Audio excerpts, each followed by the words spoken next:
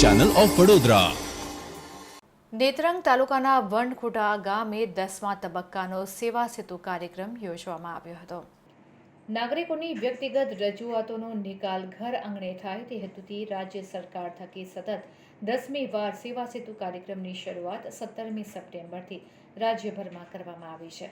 જેના ભાગરૂપે નેત્રંગ તાલુકાના વણખોટા ખાતે 11 ગામના લોકો આ સેવાનો લાભ લે તે માટે આશ્રમ શાળા ખાતે આ કાર્યક્રમ તારીખ 17મીના રોજ યોજવામાં આવ્યો હતો. આ સેવા સેતુ કાર્યક્રમમાં નેત્રંગ મામલતદાર રીતેશ કોંકણી, ઇન્ચાર્જ તાલુકા વિકાસ અધિકારી સોહેલ પટેલ, તાલુકા આરોગ્ય અધિકારી ડોક્ટર A.N. સિંહ સહિતના અલગ અલગ વિભાગના અધિકારીઓ, નેત્રંગ તાલુકા પંચાયત પ્રમુખ વસુધાબેન વસાવા, ઉપપ્રમુખ, સભ્યો, સરપંચો સહિત 11 ગામના લોકો મોટી સંખ્યામાં હાજર રહ્યા હતા. આ સેવા સેતુ કાર્યક્રમમાં કુલ 703 વ્યક્તિગત રજૂઆતો મળી હતી.